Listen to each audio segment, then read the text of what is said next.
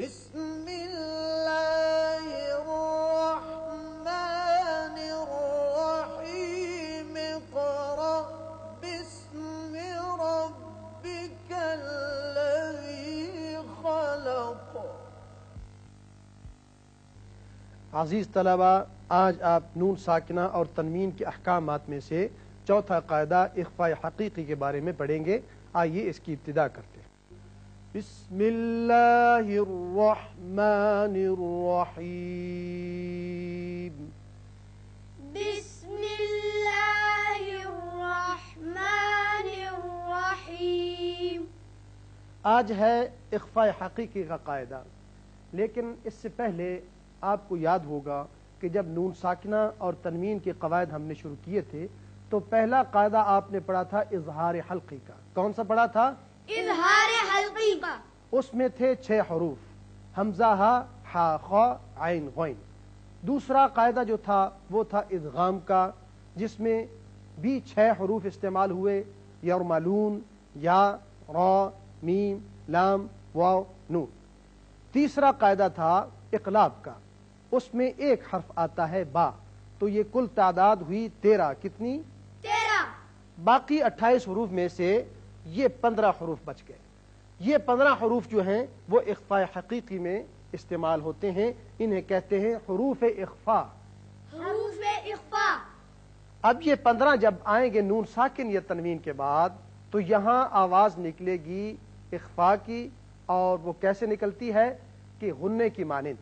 کامل غنہ نہیں ہوتا، نہ ہی اظہار ہوتا ہے، اس کے درمیانی آواز ہوتی ہے، لیکن ساتھ ساتھ یاد رکھیے کہ کبھی تو وہ آواز ذرا پر ہو کر آتی ہے، کبھی تھوڑی سی باریک، اس لیے کہ جو حروف مستعلیہ ہیں، موٹے حروف پڑھے جانے والے، جب وہ آئیں گے نون ساکن یا تنوین کے بعد تو وہاں اخفاء ذرا پر ہوگا، اور باقی جو حروف باریک ہیں جب وہ آئیں گے تو وہاں اخفاء بھی تھوڑا باریک ہوگا۔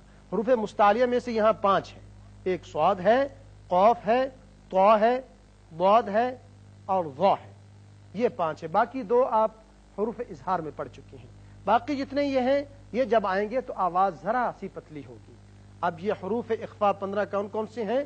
صاد، صاد، ذال، ذال، فا، فا، کاف، کاف، جیم، جیم، شین، شین، قاف، قاف، سین، سین، دال، دال، طا، طا، زا، زا، فا، فا، تا، تا، ضاد، ضاد، ظا۔ وا۔ اب آپ ان کی مثالیں دیکھ لیں۔ نون ساکن کی مثالیں ایک کلمے میں، ایک کلمے بھی آتی ہیں نون ساکن کی مثالیں، 2 کلموں میں بھی ہوتی ہیں، اور تنوین کی ہمیشہ ہی 2 کلمے میں ہوتی ہیں۔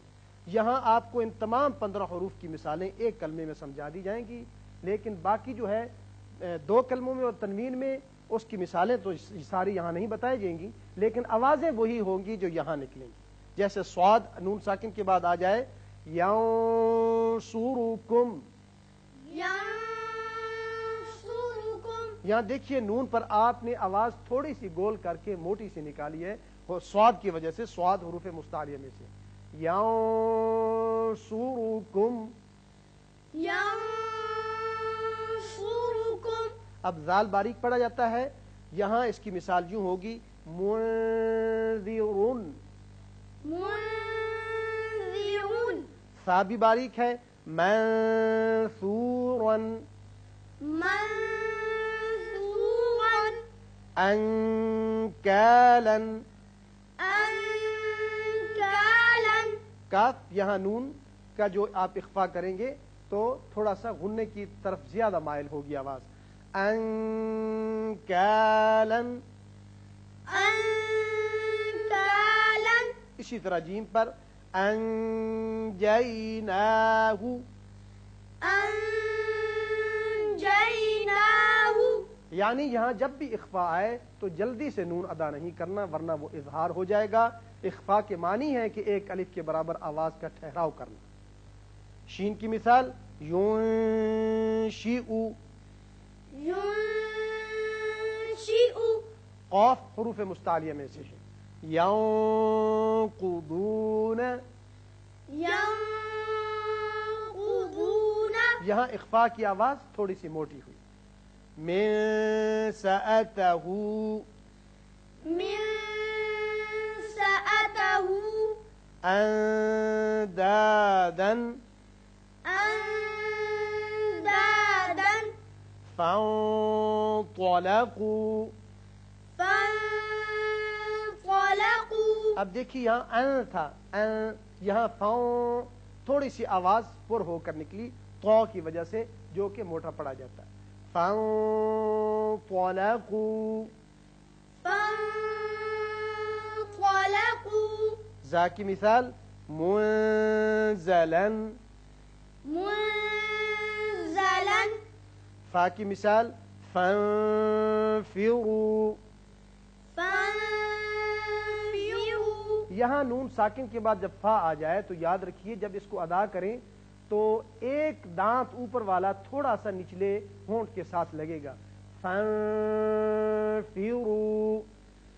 فانفروا. آپ دوبارہ توجہ کے ساتھ میرے چہرے پر غور کیجئے. فانفروا. فانفروا. شاباش. تا باریک پڑا جاتا ہے. منتہون. منتہون. یہاں ضاد اور ضا یہ دونوں حروف مستعلیہ میں سے ہیں جو پر پڑے جاتے ہیں. یہاں اخفا بھی تھوڑا سا پر ہوگا. موضود. منضود. ينظرون. ينظرون. ينظرون. ينظرون. یہ تھی مثالیں نون ساکن کی ایک کلمے میں کہ جب بھی حروف اخفا میں سے ان 15 میں سے ان نون ساکن کے بعد کوئی بھی آ جائے تو وہاں آواز ناک کے بانسے سے ایک الف کے برابر ٹھہر کر نکلے گی. اب اس کی مثالیں نون ساکن کی 2 کلموں میں بھی ہیں. مثلا جیسے من شکر، یہاں دیکھیے یہ شین ہے. اب من ایک کلمہ ہے، شکر دوسرا کلمہ ہے، لہذا یہاں نون پر اسی طرح اخفا ہوگا جیسے یہاں آپ نے ینصرکم پر کیا تھا. تو ہم پڑھیں گے من شکر. من شکر. اور تنوین کی مثال ہمیشہ 2 کلموں میں آتی ہے. جیسے مبارکن طیبہ، یہاں طا ہے. اب مبارکن ہے، تنوین ہے اوپر، ایک کلمہ ہے. دوسرا طیبہ ہے، لہذا یہاں اسی طرح اخفا کریں گے. مبارکن طیبہ. مبارکا طیبہ. تو یہ تھی مثالیں حروف اخفا کی نون ساکن اور تنوین کے بعد اگر ان میں سے کوئی آ جائے تو وہاں ایک الف کے برابر آواز ناک کے بانسے میں سے ہوتی ہوئی ٹھہراتے ہیں، اور اسی کا نام ہے اخفا کرنا. اللہ تعالی ہمیں اسے صحیح یاد رکھنے کی اور پڑھنے کی توفیق عطا فرمائے. آمین.